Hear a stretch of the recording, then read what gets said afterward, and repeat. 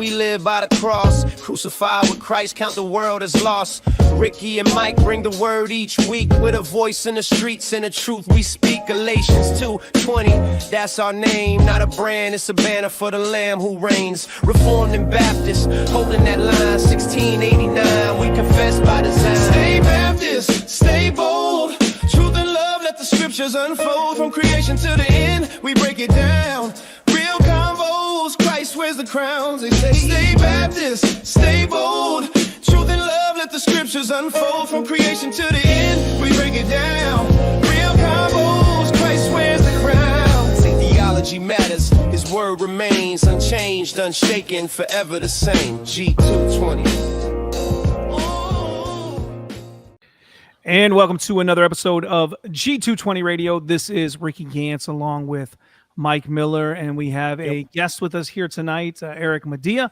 And so we are looking forward to this conversation that we're going to have here tonight on G220 Radio. But before we get into that, before we introduce our guest who you can see on the screen with us, Mike, how's things been going with you over the last week or so? Yeah, I mean, it's officially the holiday season, at least in the retail world. Yeah, you got your tree up and everything yet, or is it still too early? At work, we have it. We're already we're late.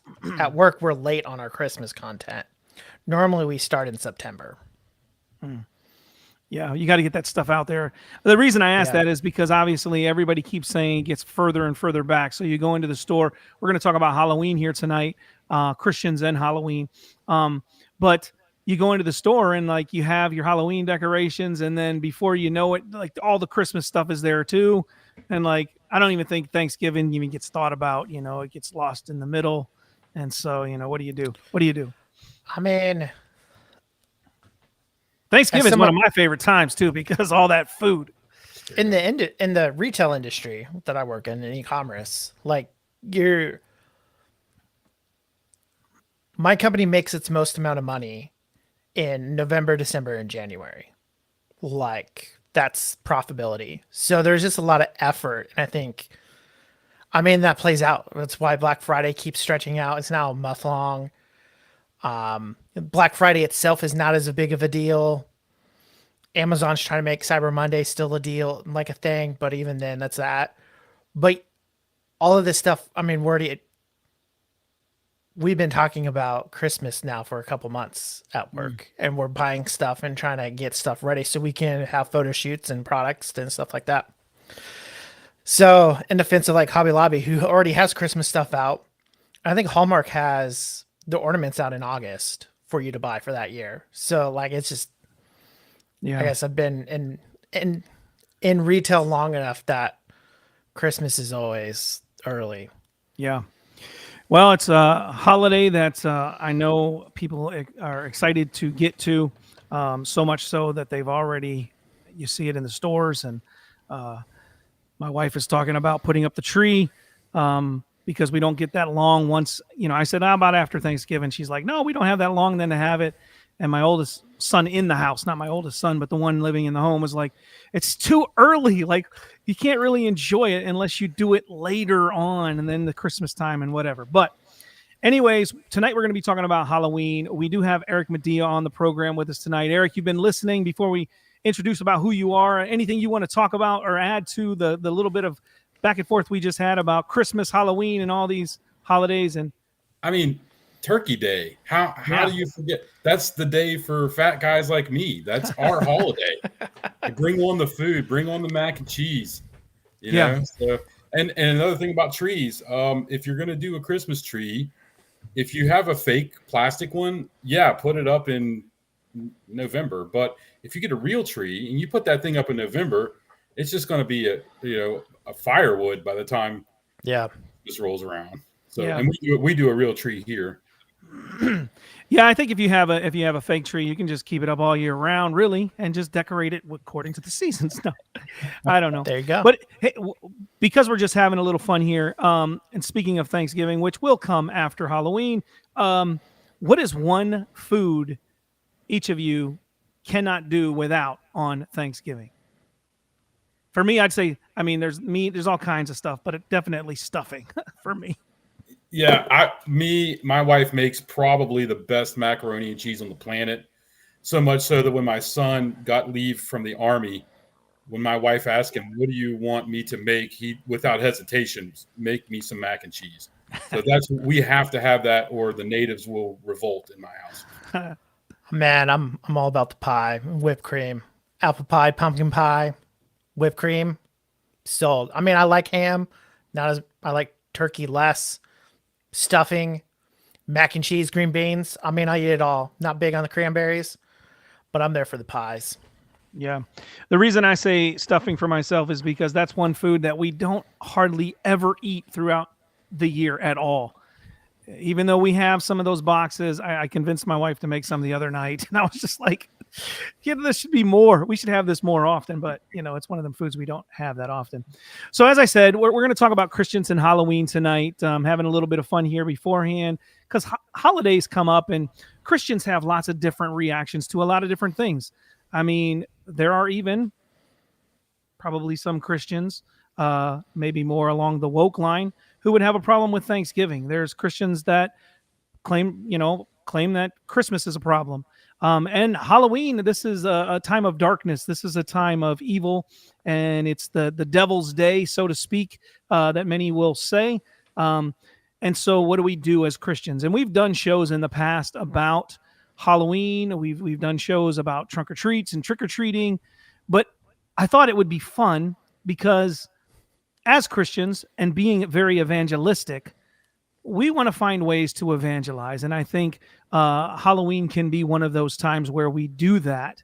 And so we're going to kind of talk about that here on the program, but we are going to talk about necromancy a little bit here before we jump into that, because it is a time where there are some, I know there's witches around here where I live that love this time of year and speak about communing with the dead and just things along those natures that the Bible does speak and condemn.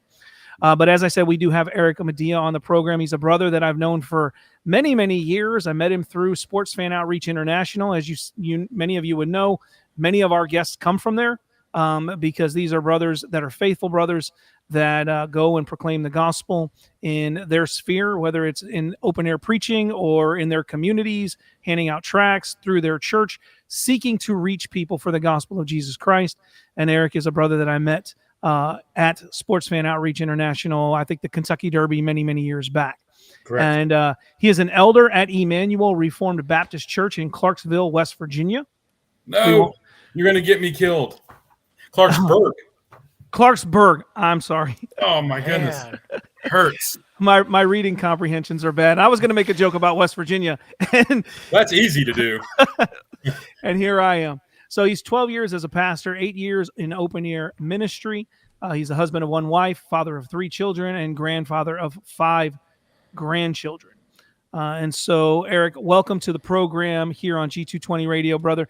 For being the first time on the program, go ahead and share a little bit more about yourself, how you came to know the Lord, how you came involved with pastoring and doing open air evangelism, or just evangelism in general out in street, in the public sphere, so to speak. Yeah, sure. So I grew up in the church. Of course, West Virginia is kind of like that southern part of the Bible Belt, where, if you do street ministry here, it's kind of difficult because everybody's saved. But the problem is they just grew up in church, right?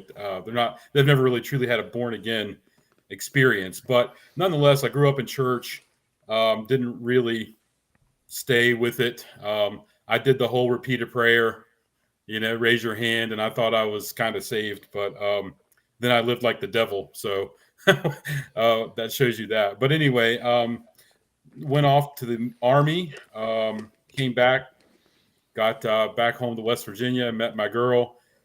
We lived together. We weren't born again. We weren't saved. And then I don't know. Well, you know, because this is what happens. The Lord just kind of shook the tree and said, "What are you doing?" And we found a church, and we got settled in the church. And it was interesting. I was brought up as a Free Will Baptist, and with that name, you kind of know what that means. And I ended up in a church where the pastor was. He taught at Marshall University. He was the professor of religion, but he was a Calvinist. And that's how I ended up as a Calvinist, because the church we happened to pick by accident had that pastor in it. It just went from there. I got plugged in. My wife and I my girlfriend and I instantly got married. We were like, we can't do this, right? So we got married, and the rest is history. I went on there to become a deacon there, and then I was on the elder board and the assistant to the pastor there for about 10 years. Mm-hmm. So, yeah. And then I met a guy named Jason Staub, who you know, and by accident, actually, we were beating up on a wolf who was holding some type of a festival of lights thing. I don't know, but we met on Facebook because we were beating this wolf up, telling him that what he was doing was wrong. And I was like, hey, I kind of like you, man. You think like me. And that's how I met Jason. And that's how I got into open air ministry. And that's how I met you at the Kentucky Derby, I think 2016 or 17. Yeah. Is the year I met you there at the Kentucky Derby. So, currently I am one of the 5 elders at Emmanuel Reformed Baptist Church in Clarksburg, West Virginia. Small town of about 25,000 here in the hills. So, yeah. Well, yeah. Thanks, brother, for coming on this program tonight to talk about this and, bringing your wisdom, your thoughts on this topic into the conversation, as well as Mike's, and just, it's an important conversation to have, like as the world celebrates this night filled with costumes, candy, and sometimes often darkness. How should we as believers respond to this? And I think that if those of you know me, being evangelistic, in the past I've handed out candy for Halloween with gospel tracts. And we're going to talk about some of that here tonight, because there are lots of ways in which churches do seek to try to use this time of year as a way to reach out. Some do it good, some do it poorly, but in all, what should I say? The overall goal, I think, is seeking to try to witness to people. And so we'll talk about some of that here tonight. But before we do that, I want to let the listeners know there is a poll over on the G220 Radio YouTube channel. If you are watching on G220 Ministries channel, if you're watching on Facebook, you can't participate in that poll. But if you go over to the G220 Radio YouTube channel, you can participate in the poll, and it says, do you hand out candy, maybe gospel tracts with that on Halloween night? And you have some options there. Right now, we are at 100%. No, I don't participate. It's evil. So for those listening, let us know where you're from as you commented on that poll. But getting into this, because it is very important, one of the things that I did want to talk about, because originally Mike and I were going to talk about talking to the dead, something along those lines. I put out to you, Mike. I don't even know if you remember. I put this out a long time ago. It's like, yeah, we're going to do something along this lines. So the one thing I did want to touch on is the idea of necromancy, communing with the dead, because this is something that people do bring up. I've heard it said about Halloween. This is the time where you come out and you dress up in these evil costumes or evil ways to kind of ward off the evil spirits that come out this night, and so forth. All kinds of traditions, all kinds of ideas that people have. But when it comes to communing with the dead, I think the Bible is pretty clear. This is not something we are to participate in. Necromancy, dealing with psychics, speaking to the dead. A lot of times I think when I consider this idea, like these psychics and these people that commune with the dead, there's many of them that are charlatans. They're just fake. They're like this old show that I caught a couple times on TV called The Mentalist. They knew how to pretend to know things about you because they picked up on cues, or they got a little bit of information from you and they were able to kind of use that to their advantage. But there are some who legitimately work with demonic forces in having some kind of spiritual insight because they are of their father, the devil, and have that behind them to kind of do and commune some of these things. And the one example that comes to mind for me is the Witch of Endor in scriptures, when Saul wants to speak to Samuel. And so he goes to this witch, and witches were outlawed. They were put out. They weren't supposed to be around. And Saul comes because he wants to speak to Samuel. And this witch, I'm sure, communed demonically in the past, but when she sees Samuel, she's kind of shocked. She's taken aback, So that's a story that comes to mind for me that shows clearly that we are not to be doing this. And there's other scriptures as well. But anything you guys want to add when we talk about or think about this idea of necromancy, communing with the dead, psychics and mystics, and all of these things that are, I think, even growing some. We just had an outreach this last week where we went out to Medina Square, and it was a witches walk. It was a witches event.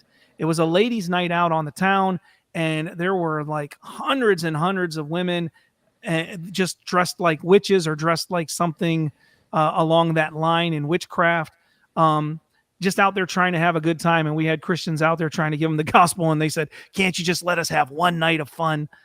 And so, but go ahead, guys. I mean, yeah, when you think about the Witch of Endor, the irony that Saul, who it explicitly says in Samuel, kicked them all out of the land, now seeks this necromancer to go and talk to Samuel the dead. And I think Samuel's response to him, let me pull it up so I can not butcher it, but his response about like, why are you like digging up the dead? Like, why are you going? There's this like an element in our understanding of life and in death that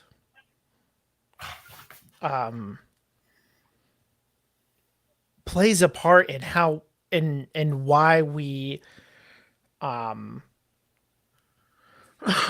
and how this goes. So in 1 Samuel 28, verse 15, after he's shows up, Samuel says to Saul, "Why have you disturbed me by bringing me up?"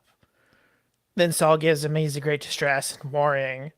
And then Samuel told him in verse 16, "Why then ye ask me, since the Lord has turned from you and you have become your enemy?" Like Saul knew the answer already. And like Saul's trying to do, he's trying to fight back for what he's lost. But I think when we think about bringing up the dead, I think the New Testament gives us this more clearly. But to be absent with the body is to be present with the Lord. There is a physical separation between our bodies and our spirits temporarily until we're glorified. That happens, that this is more than that. And to kind of conjure up those souls is to have a wrong view of kind of souls. I mean, the Catholics kind of even have this view, but the souls just kind of linger around. Obviously, this is a naturalist isn't going to go this way. So we're really talking spirituality, those who have some sort of spirituality.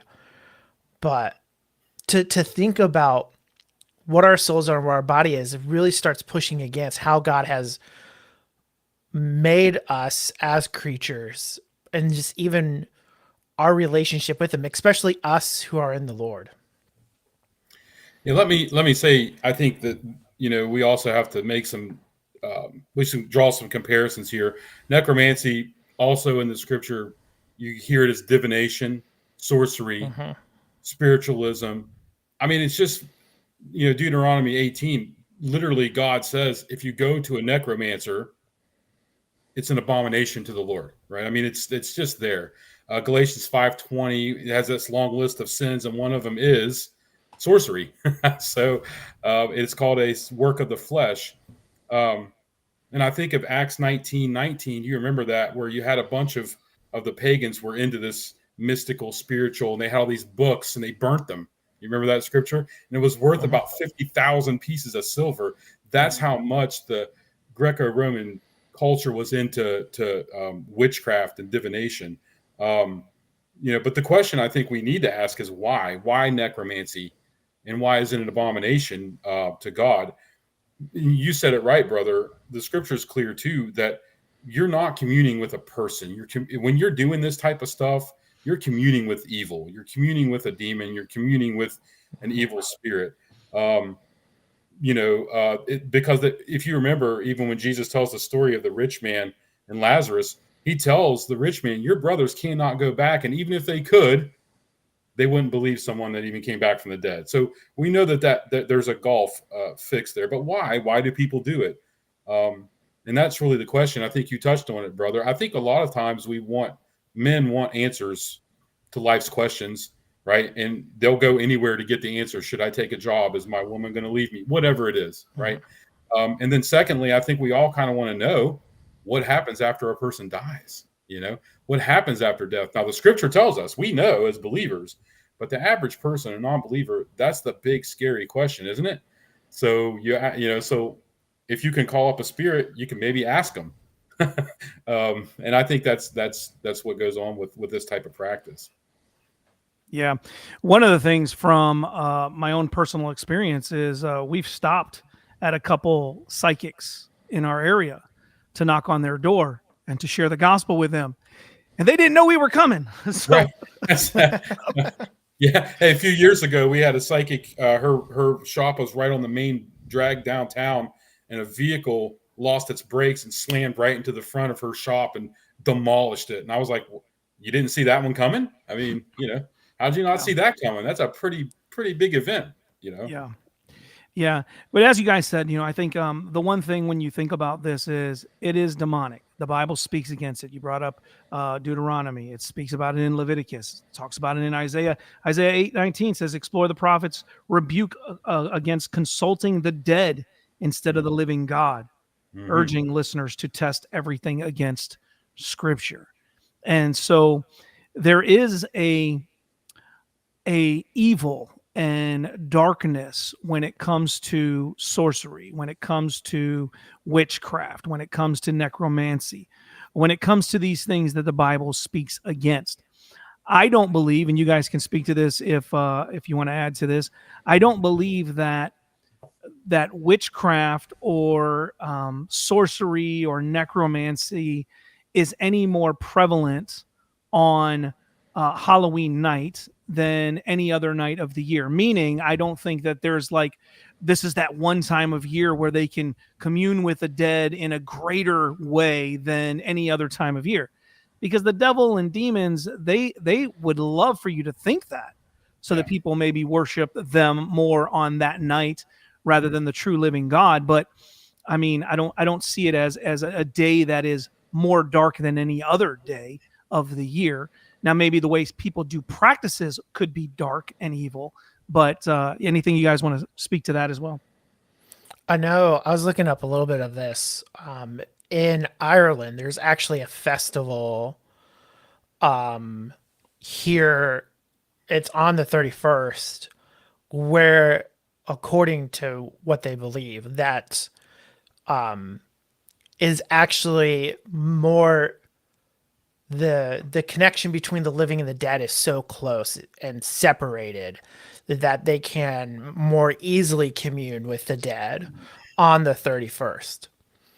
And so if that's true, or they say it's true, so that gives some leadance to this understanding that the 31st is this day that we are able to communicate with the dead.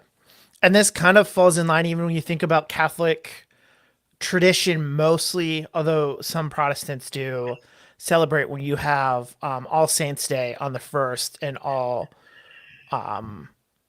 Hallows Eve. Yeah, All Hallows Eves. And so you have this kind of preparation for and celebrating those who have passed on November 1st. I mean, that's why Martin Luther chooses the 31st to do the 95 Theses on the Vitamin Church door. So to think about, there is this seemingly connection between kind of the 31st. Some of it is even because it's halfway between the fall and winter equinox and the end of harvest season, especially in the northern hemisphere. And so that plays a part into some of the fable that comes around why the 31st is so important for this communication with the dead. So the thing about it too, what are they doing when you want to communicate with the dead? You are literally trying to usurp and that's exactly what Isaiah says. You're usurping going straight to the Lord, right? Or straight to the scripture. You're going around that. You're trying to get an answer from whomever or whatever. Interestingly enough, I've heard this before.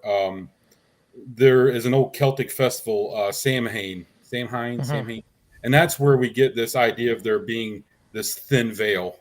What the Celts would have it at the beginning of the year. And what happened, I think, probably around 800 AD, when they got Christianized, right? You're talking about the Celts. A lot of the stuff got, and the Catholic Church was kind of good at this. They would take the pagan stuff and just paint some Christianese on it, right? And voila. Well, instead of having your Celtic, Samhain festival, we're going to have, All Hallows Eve. We can still talk about the thin veil between the spirits, but we're going to Christianize it. And that's where a lot of people get upset with Halloween, right? Because they say, well, and of course, Americans got a hold of it, right? Because we had a lot of Irish and Scottish settlers that came here, and they brought some of those traditions with them. And of course, once we got a hold of it, the Americans were like, oh, we can make a buck off of this bad boy. But, right, that's about how we do all that. But yeah. I think it's, and then we carried it in the late 1800s. You guys ever heard of a planchette board? It's a board where, go ahead. I've heard the title. I don't remember. Yeah. So what you would do, and this was very prevalent in the late 1800s, mid to late 1800s, you take a board and a piece of paper and a pencil, and you would focus, and you would try to commune with the spirits around you, and then you would put the pencil down, and the spirit would write for you, right? Now, actually, I don't want to get into that, but that ties into some of the charismatic stuff. That's kind of how they got their start. But nonetheless, and then that, of course, morphed into Ouija boards, which are very popular. It's kind of a board game, right? It's a Ouija board's a planchette, just without a writing utensil. And it got big because we're trying to commune. We're trying to get answers from anyone else except the true living God. And that's where people get so upset, Christians, when they think you're participating in that somehow. But yeah, that's kind of my take on that part too. Yeah, and leave it up to Americans and those in the West. We will, put anything we can to make a consumer buck off of it. Yep. But I would say to those who may be watching, to avoid those types of games, those types of practices. Don't participate in it. I don't think that a demon needs a board to influence or to demonically possess someone. But why participate in those things which God says don't do this? Don't. Why put a sign up and say please do? Yeah, exactly. Yeah. So anything else you guys would want to add on that communing with the dead and sorcery, witchcraft, before we move into ways in which Christians can participate? Or we would say that. I don't know about those in the chat that are in the poll, because we're still at 100%. We've got more than one voter, and they're all like, it's evil. So let's, before we get into talking about ways in which we can use it to evangelize, anything else you guys would want to add to that? No. Okay. All right, let's jump into this here. So ways in which we want to think about evangelizing. So evangelism opportunities in a community kind of setting. So we've got two ideas that we're going to throw out. We'll start with trunk or treat, and then we'll talk about fall festivals. But trunk or treats, this is a way in which, like, some people don't want to go door to door and participate in trick or treating. Maybe some of the reasons I know, because you don't know who these people are that are handing out candy. And you tell your children don't take candy from a stranger, and then you go and you're knocking on strangers' doors and asking them for candy.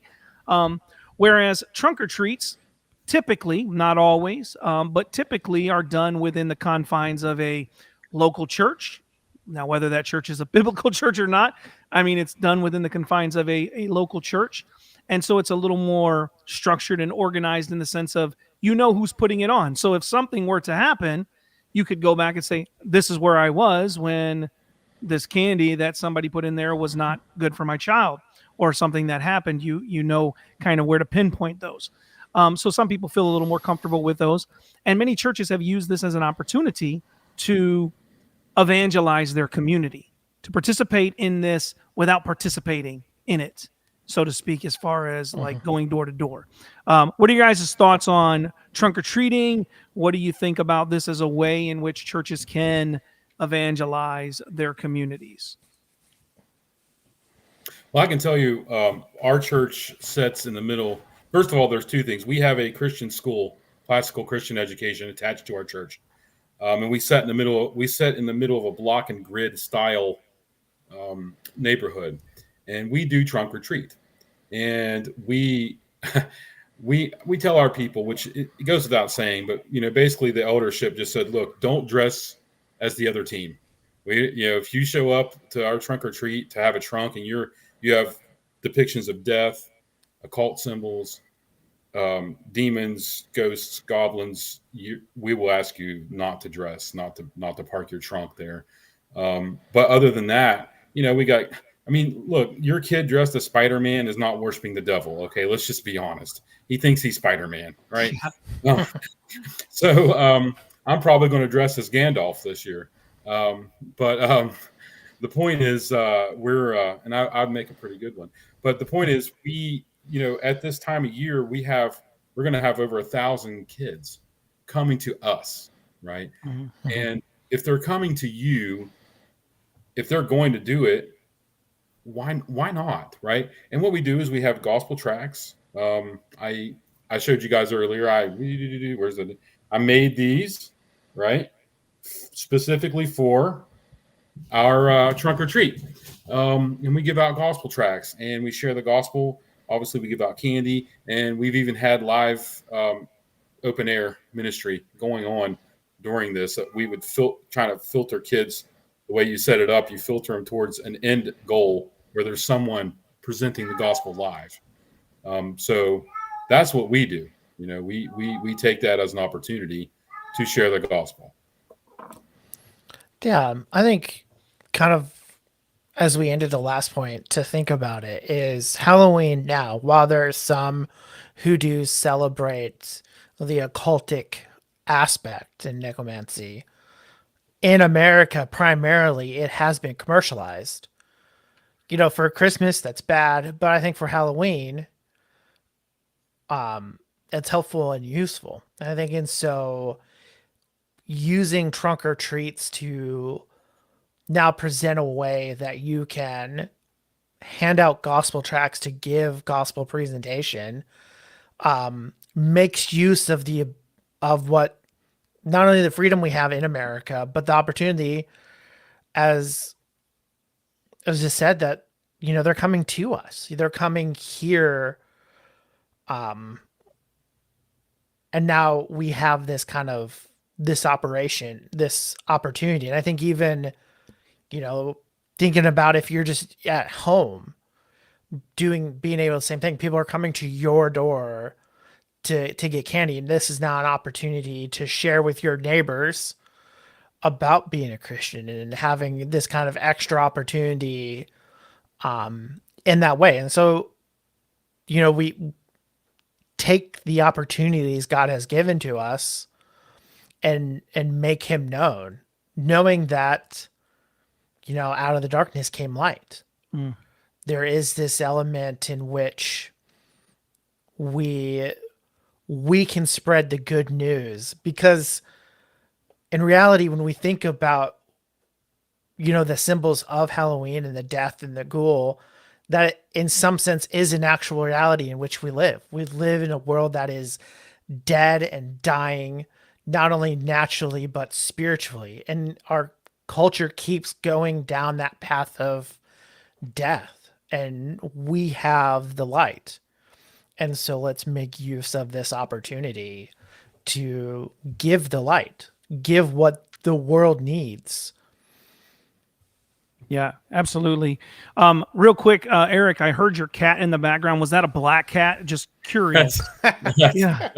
that's Orion, my wife's cat. Okay. He's too old to take to the Chinese buffet to be processed, so we're just going to keep him around a little longer. I just figured, Wow. black cats. It could have been a black cat, and it's just we're talking about this topic. You're and gonna it lose could every be- viewer you ever had having me on this show. I'm just gonna let you know straight up. No, the cat. It was fine. I could correlate it. Like especially this time of year. If it was Yeah. a black cat, then there's something That's trying to prevent us. Yeah, that would be a witch's familiar, right? Yeah. It's interesting when you think about being a good Reformed black coffee drinking Calvinist. That's right.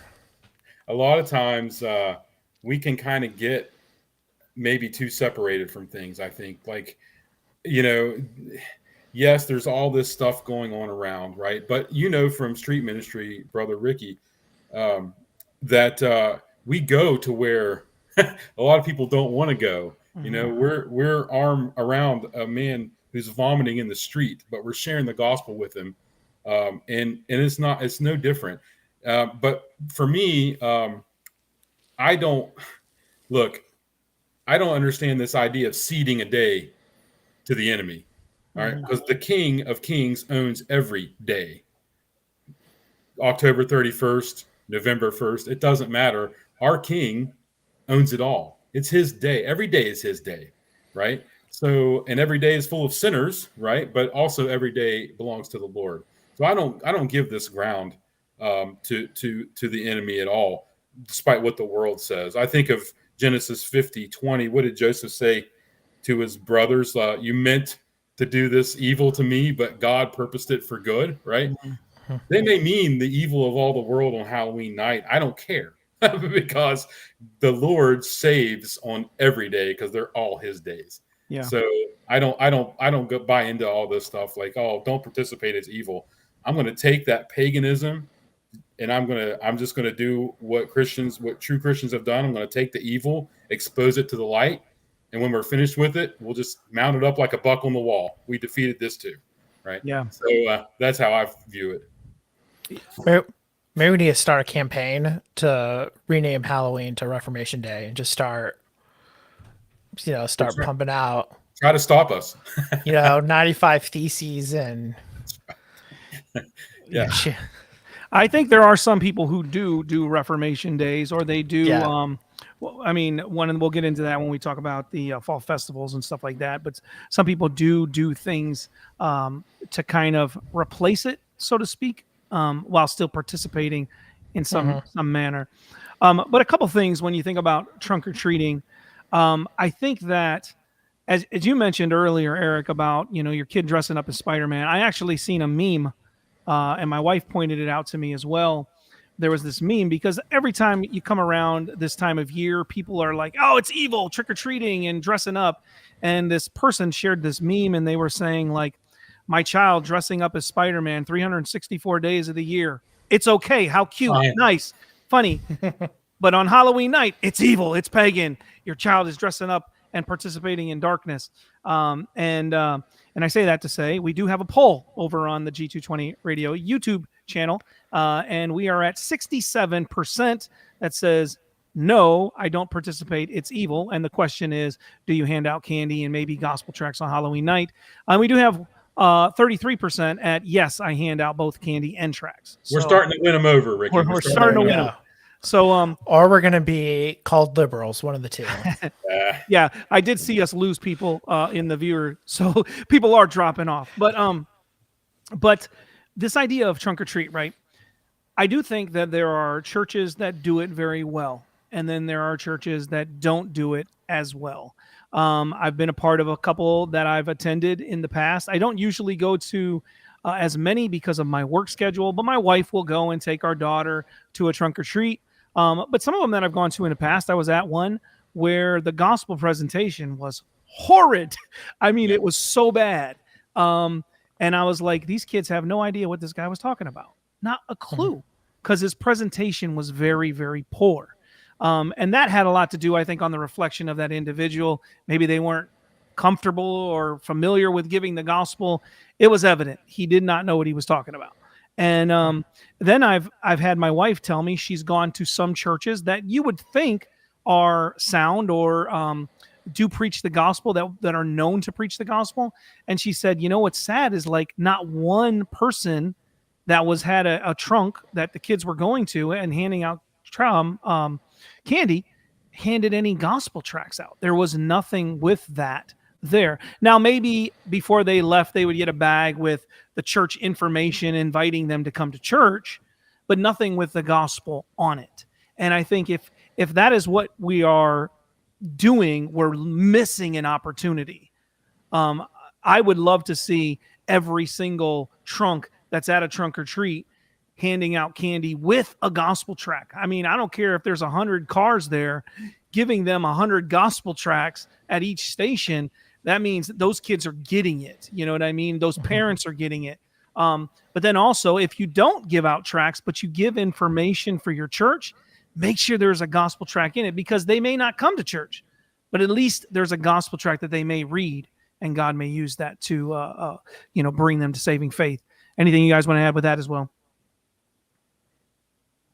Nope. Eric, I think you're on mute. Hey, I'm not on mute anymore. So I think when we're talking in terms of gospel presentation, I used to be much more of a stickler.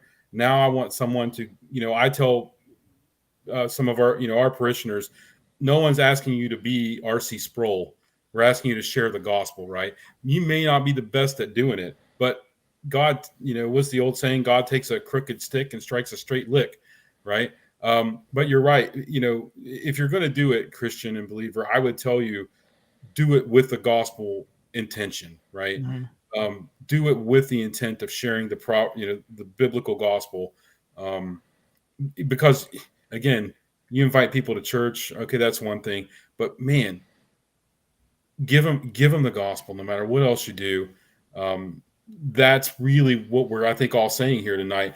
I don't think anybody says, hey, let's participate in a day where everybody's worshiping demons. This is the United States. Nobody's really worshiping demons. Even the people that dress up as a ghost or a goblin or a ghoul, they're not trying to worship the devil, right? It's not even about that. So again, I say, do not cede a day to the enemy when he doesn't need it. Do not give place to the devil. This is our time to show the gospel to people. And again, like you said, brother, they're coming to us. This is great, because normally, like you said earlier, Ricky, the witch is telling you, can't we get a day off? Can't you cut us a break? They're coming to you now. And some of the people there are going to be witches. I guarantee you, real witches may be coming to your door getting candy. Give them the gospel, right? Mm-hmm. Give them the gospel. Quit turning your light out and, telling people to pass on, because they're going to be there anyway. And if they're going to be there, we ought to be there with an open hand to give them. I'm not a liberal. I'm not saying hug them. I'm saying give them the gospel, right? Give them the gospel. Yeah.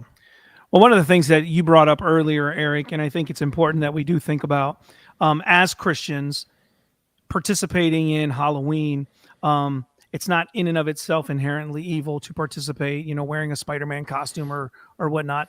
But I do think as Christians, we need to consider and think about, if we have a trunk or treat, how we decorate our vehicle, how we let our children dress. Amen. Right?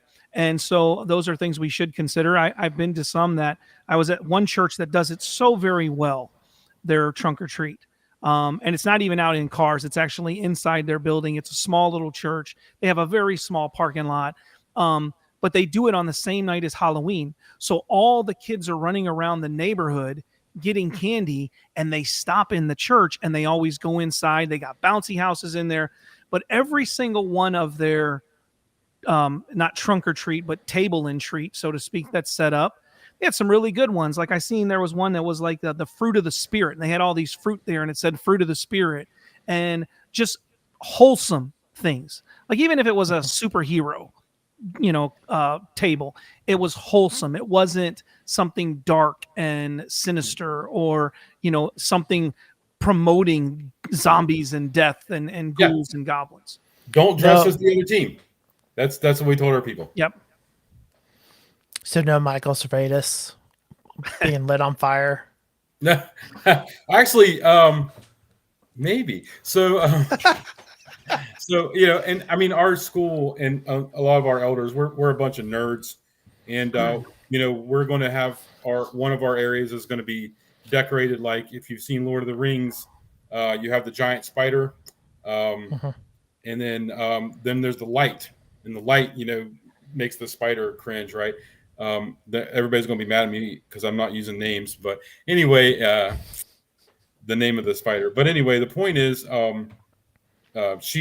We're going to do Shelob's lair, but the point is we're making it a gospel presentation because the light defeats the darkness, right? And that's But everybody that does, my wife is doing her trunk is Ratatouille, and she's actually got a giant inflatable rat mouse. What is he? A mouse in Ratatouille? Mhm. She's got this giant inflatable costume, right? But the point is, every treat is a gospel track, and yeah, we just don't do the other team. If you show up dressed like the other team, we're not going to let you decorate your trunk. And then we're very, we fence the table on Sunday, and then we fence our trunk or treat on Halloween. Yeah. So moving from that, the other thing that is done in communities, because time goes very quickly, so we'll try to run through this one because it's very similar.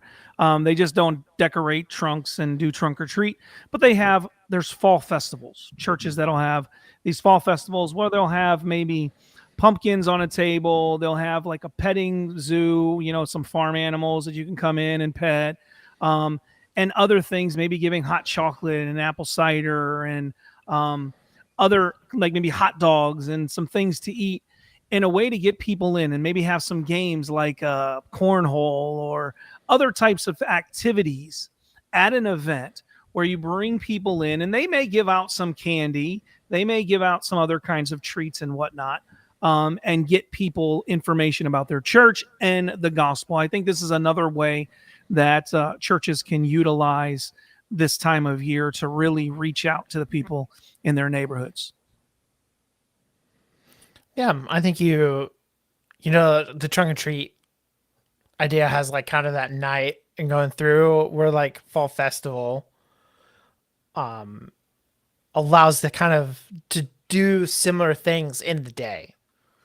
You have, opportunity for the kids. It's a lot more communal based in that way. Now, fall festival for me has something different because Southern always has it on the first Friday of September. And it's just a big gathering for those of us connected to Southern Seminary to come and enjoy the beginning of a new school year. But I think, you have that kind of atmosphere in which brings community. People can come, neighbors can see each other, get to know each other.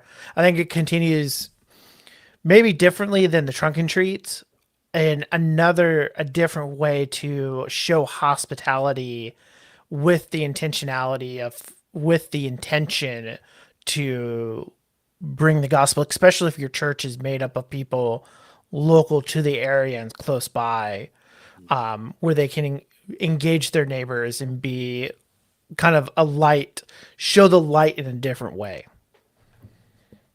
Yeah, and I think again, fall festival. I don't care what festival you have. I don't care if you're doing trunk or treat, fall fest. Church picnic. I don't care as long as the goal is, if you're going to do outreach, to do it right and to make sure the gospel is front and center.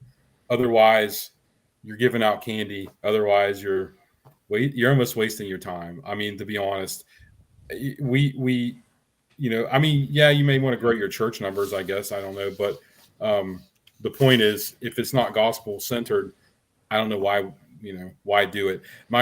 Growing up, we were very legalist. We were very much legalists. And we didn't do the Halloween thing. So what the church would do to make themselves feel better is have a fall festival, but have it on Halloween night.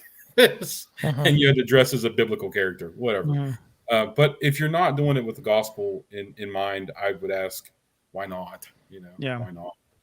Well, you can't really call it an outreach if you're not reaching out with the gospel. Yeah. Because again, we all know here, and many of our listeners know as well, that the gospel is the power of God unto salvation. Yes. And how will they hear unless there is one to preach it, to proclaim it, to share it, to speak it, to hand it out in a gospel tract? How will they hear? And so it is important that whatever time of year it may be, anything that is a outreach needs to be centered around the gospel of Jesus Christ. Otherwise, really, like you said, it's wasting your time. It's not an outreach. It's just an event in the community. And it doesn't, you may feed people's belly. You may give them a good time, but you're really not giving them something that is eternal that can save their soul. And that is either why we do it or we shouldn't do it at all. But those are just some things there. And then when we look to personal evangelism, and when it comes to this, Mike, you already kind of jumped ahead with that when speaking about handing out gospel tracts from our home, right? Mm-hmm. So if you happen to be in your neighborhood and you're able to hand out tracts, like you said, Eric, leave the light on, hand out gospel tracts with some candy. So there's ways to do that. And even with the quote unquote fall festivals, many of the activities that, as I was doing a little bit of research for this, just something that I would throw out, so you can hand out gospel tracts in your community to your neighbors with candy as they're coming by trick-or-treating. You can also kind of take some of those festival ideas and maybe set up in your yard. Some of the things I was researching and looking at is you could set up some hay barrels, whatever you call it. You guys, country boys, tell me. Never make fun of West Virginia again. Never again. Hay bales. Hay bales. I'm not a country guy, but I did marry a country. Hay bales in the barn. I did marry a country girl, but but you could put these hay bales up, and you could have cornhole or some things or chairs, and have some hot cocoa or things in your as well, so that people can kind of come trick or treat, and others maybe can stop in your area and sit and play some games, maybe sit and talk, have a cup of coffee or some hot chocolate, whatever it is, and get to know your neighbors a little bit more as well. So there are ways you can do it. So guys, speaking about that from a personal aspect of trick or treating from your house with gospel tracts and candy and doing some of those activities, speak on that, and we'll kind of keep it moving. Yeah, we've done the little gift bags with a gospel tract and candy. Now, my family, we're not going to actually be passing out candy this year. We're going to go with some friends to another part of the town, so we won't be home. But we always get the good candy. I realize this can be contentious, but give them the good candy with the good message. Come on, then there's a desire for them to come back because you have the good candy. Have you seen the prices during inflation? You know what? Sacrifices must be made for evangelism. A Crunch Bar is a lot of money these days. I understand. Yeah. And they'll come back next year. You're lucky you get a half a Tootsie Roll. I'll just cut them in half. But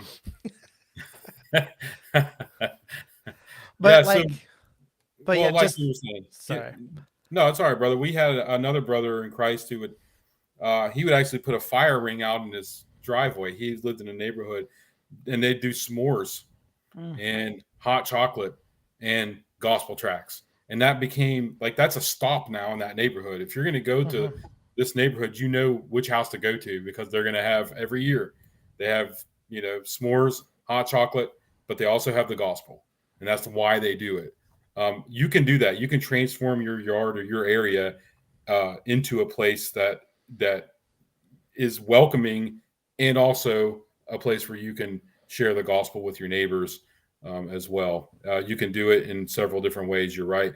But even if you just sit on your porch with a light and a bucket of candy and some gospel tracts, or I've heard suggested take Paul Washer's Shocking Youth Message, put it on USBs, and give out those USBs to the neighborhood. Yeah. But anyway, that's, do all things to the glory of God, folks, really. And Larry is right here. Reese cups are really hard to give up. That's true. I eat half of them before I give them out. I'm not saying there's not temptations there, but so what you're saying is you're going to give out full-size candy bars. So can you give us your address here on the air so Not we on know where air, to go? no. Well, we're not going to be home this year, so Oh, you're not going to get it. do I as didn't say say. full size. I just said good candy. Good candy. Okay. Well, Get the Hershey's packs. Yeah. Okay. I got you. I think it's similar to when we as Christians go out to eat, right? And we leave a tip. Don't leave $1 million gospel track with no tip and say, here's your tip, the good news of Jesus, right? Because while that is more valuable than any amount of money that they may receive, you know, I think, and I've heard this said by a waitress once in the past, Sundays were days that they dreaded because a lot of Christians came in to eat and they leave terrible tips. And that's a reflection on you as not being a generous individual. Yeah. And I do know times are tough, times are hard.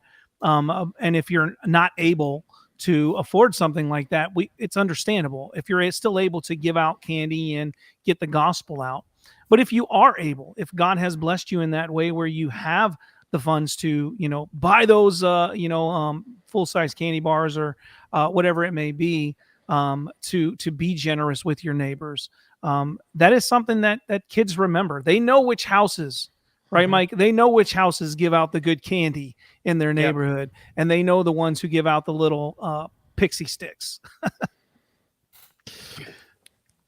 So, yeah, I'm thinking that just, as a culture, there is a bad, Christians are looked bad because of some of these things. And not that I'm advocating that the culture should love Christians, but I think when people don't like us because we, don't tip or, do other things that just make us look like we're bad human beings, in their eyes, we lose the opportunity to evangelize. Yeah. If we think about, I know we tend to harp on lifestyle evangelism and we've done shows, but I think there's an aspect in which how we act on Halloween, how we choose to interact with these non-believers make an impact. And when we're, joking aside with the good candy, but if we're being intentional to be ones that are friendly, opening up and making it where people want to come back, even though we do give out the gospel, even though they know they're going to probably get another gospel track, they still want to come back because of what it is that helps our witness. The early church was not just ones about preaching the gospel all the time, but it was living a life in accordance with it that brought the intrigue of these people are different. Why are they different? And, and I think, how we think about, most Reformed people, if they really hold to the law, doesn't go out on Sundays, but even like how we tip and how we think about our interactions with unbelievers is important for the gospel, because you may not have time then, but you may have time later. And that first meeting is going to understand. And like my wife and I have been developing friendships with non-believers through our gym and openly about our faith, and to do it. But those relationships are growing because of the honesty, because of telling them who we are, but just being quote unquote good people, the world standing. I think that the conduct is equal to the message. And that's what I was getting at. Yeah. That's what I was getting at with don't turn out your light. If you live on a busy street and, trick or treat is happening, don't turn out your light, because you know what you look like? You look like just a sour, mean person. Now, when I was growing up, if you turned your light out, your house got toilet papered later. Like that was like, fine, don't give out candy. We'll pay you back for that. But, and it's like that in all things, brother. You're exactly right. No one's saying you have to be best friends with someone in order to share the gospel. And being best friends with someone is not sharing the gospel. But we also don't have to we say it out in the streets. Don't be a jerk on the Yeah. box, just to be a jerk, right? Right. And we can do that with Halloween as well. We can be people of God, not dressed as a demon, right? But still share the gospel I think what is a wonderful opportunity. Yeah. The one thing I do want to speak on, and you guys can add to this as well, is because you brought this up when you talked about growing up or being in a church that was very legalistic, right? I don't want to step on anybody's conscience. If your conscience, your convictions is, I don't want to participate in Halloween, then follow your conscience. Don't step over your convictions, right? But I do think we need to be careful because legalism can kill. Legalism can push your children away. And again, I'm not saying then that just means compromise everything. Please don't hear me saying that. But if you grow up, as I know my wife did, in a very legalistic kind of fundamental Baptist environment, and we are Baptists, but growing up in this environment, what tends to happen with a lot of those kids is as they start to grow up, they start to rebel against those things because everything was evil. Nothing was good.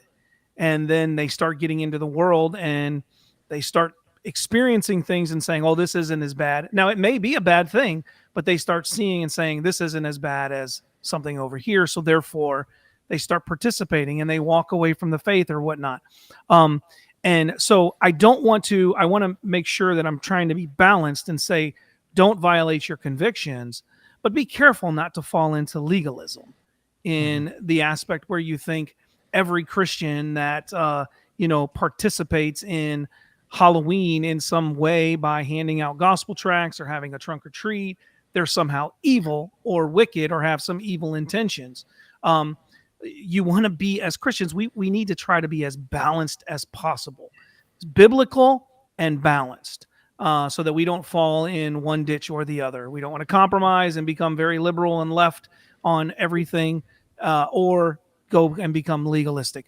Go ahead and speak to those, you guys, and then we'll kind of wrap it up. Seriously though, is handing out candy participating? Like, are you having a pagan ritual in your living room when you're handing out that Tootsie Roll? I mean, I think that's where we go. People. And I know everybody has backgrounds, right? So I carry some of my legalism with me to this day sometimes. And I have to actively fight against that. And I get that. But, if I could recommend a sermon to anybody that listening here would be R.C. Sproul, The Tyranny of the Weaker Brother. If you ever get a chance to listen to that sermon, he talks a lot about this type of stuff. But again, and as a good Reformed guy, I believe all days. And as I don't want to tell you my eschatology because then people really get mad. But I believe that from him and through him and to him are all things, Romans 11:36, including the days of the week, including what they want to call Halloween or whatever they want to call. Those are all the Lord's. And that's how I view it. Uh-oh, I got dinged out, huh? I heard a ding. No, you're still here. Yeah. You're good. Maybe I thought you were pulling the what is that? Pulling the plug on you, Pulling that crook, yeah. You're the old school on the stage when they get the shepherd's crook and pull you off the stage. Yeah. But anyway, you're right, brother. Don't violate your conscience. But by the same token, going around and telling, and you're going to get it for Christmas. We know Christmas time's coming. Jesus wasn't born in December. Then we'll get Easter is a pagan holiday. It happens every holiday. It really does. And sometimes it kind of angers me, but yeah, at the end of the day, it all belongs to the Lord, right? So just have that frame of mind. Yeah, I think there's freedom there, to worship as you feel, or to partake in these things as you feel led. I mean, we think about the Reformation, and I know the Diet of Worms is not on the 31st, but it's an important part of the Reformation and tends to be talked about this. I mean, Luther's whole thing is show me in Scripture where I'm wrong, and my conscience is held by the Word. I think Right. For those who disagree with us, to really think about what does the Scripture allow in this case, because if we're not, we started thinking about divinity, necromancy, and pagan things. Like, are we actually engaging with that, or is it just the vestibules of what it was? And to think about it clearly, and I think even as us, I think it yearly when it comes up, it's an opportunity to rethink even our positions. Am I wrong? Should I need to reconsider this? Do I still believe the same as the scripture has God has sanctified me this past year? And I think in that doing so, not only do we leave legalism out because I'm trying to reform myself in my thinking about these, right? But I think it's helpful even for a broader conversation between these two different people who have opposing views, but yet can still worship the same God, as it's called. And, hopefully both groups are heading towards truth and into doing what is right and pleasing with the Lord. Yeah, indeed. Before we wrap this up, there is one thing I want to give is some resources. You mentioned a sermon by Sproul, The Tyranny of the Weaker Brother. But Eric, why don't you go ahead and share with us some of the resources? I know you shared earlier some gospel tracts you made, and that's one way that people could get gospel tracts. They could make their own, and go through a printing company or whatever. But maybe share some other places where people can get some gospel tracts or some things that could be useful this time of year with passing out candy. Yeah, so you can actually do your own tracks. It's not difficult at all. Vistaprint is what I did those on. They have you can design. It's very simple. And it's relatively inexpensive. I'll tell you who has some good tracks. That's Living Waters. Ray Comfort has some really good tracks for the Halloween season. He has one. It looks like an optical illusion.